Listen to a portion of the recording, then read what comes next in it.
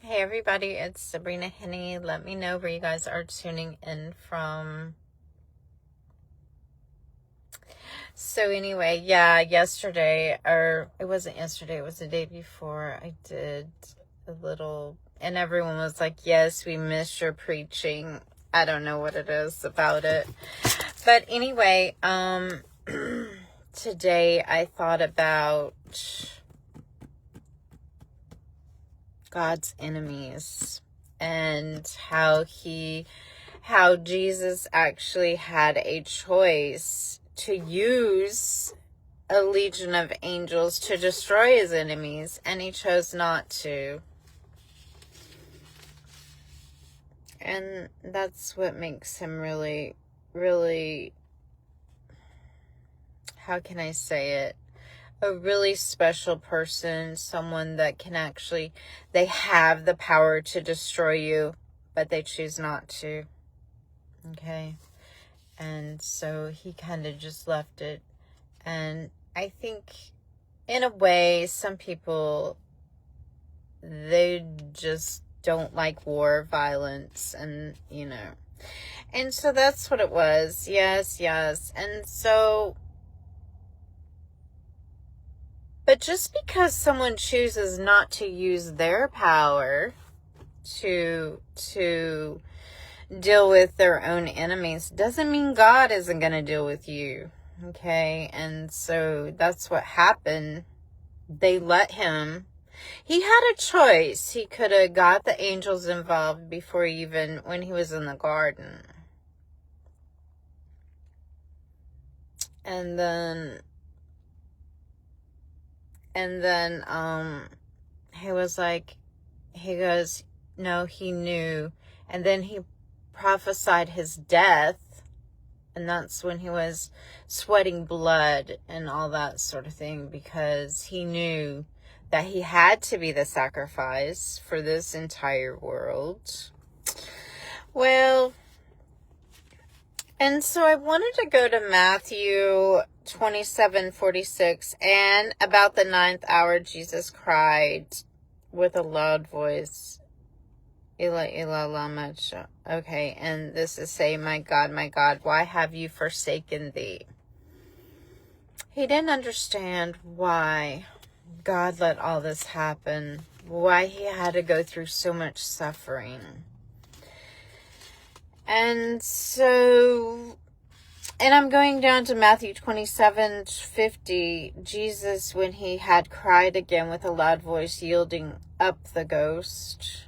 And behold, the veil of the temple was rent in twain from the top to the bottom, and the earth did quake, and the rocks rent.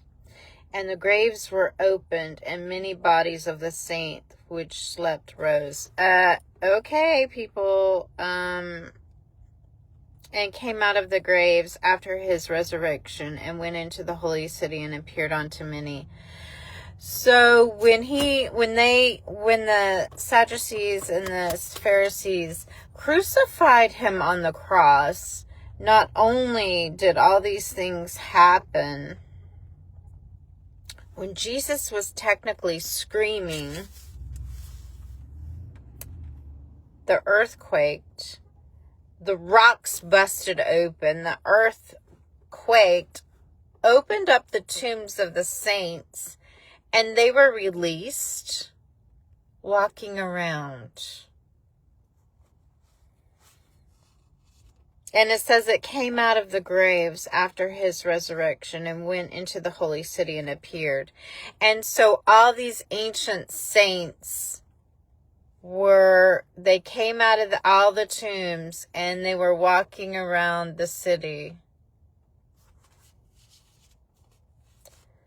Kind of reminds me of The Walking Dead. That's kind of what it was. Yeah, I don't make this stuff up, people. It's in the Bible, okay? And so, and now when the centurion and they were with him watching Jesus saw the earthquake and those things that were done, they feared greatly, saying, truly, this was the Son of God.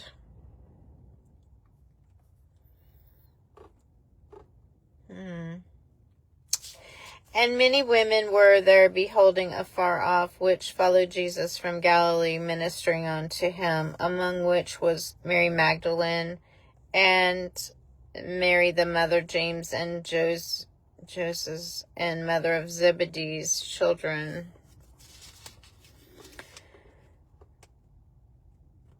Okay, so what I'm saying in this situation is sometimes you don't know who the chosen one is. And someone that is actually trying to do their work for God, you're messing with them and you're holding up the whole process, because you've got to be an enemy of God.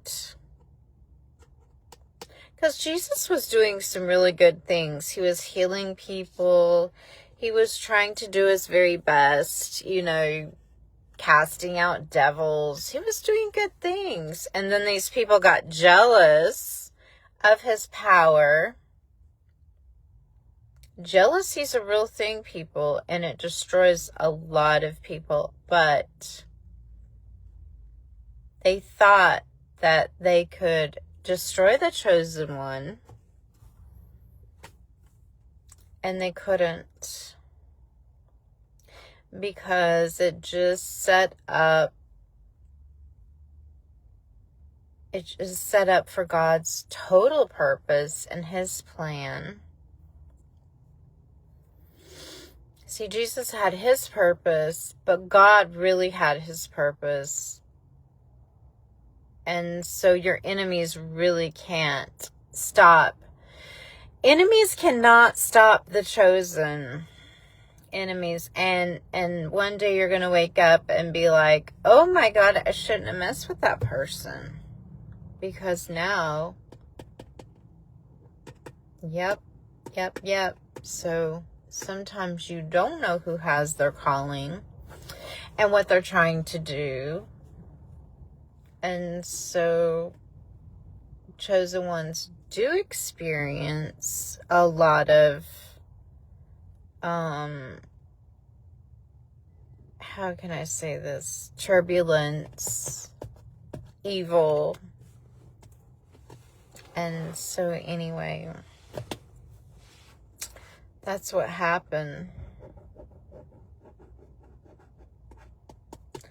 Not only that, there was a cosmic shift.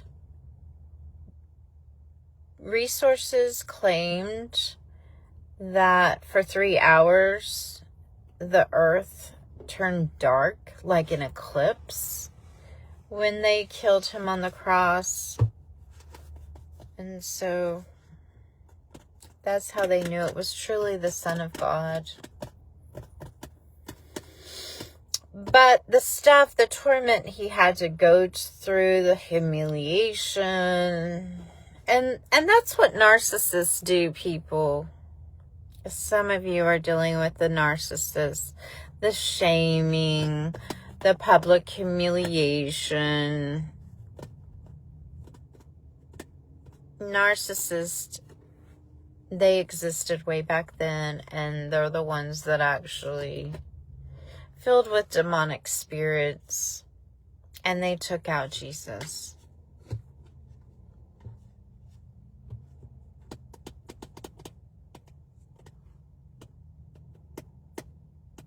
But he still left a legacy despite his challenges. So anyway, the message for today is you better watch out who you're messing with, because God is going to deal with you, and karma's going to you're going to be dealing with a higher power, not just that person. That's my message for today.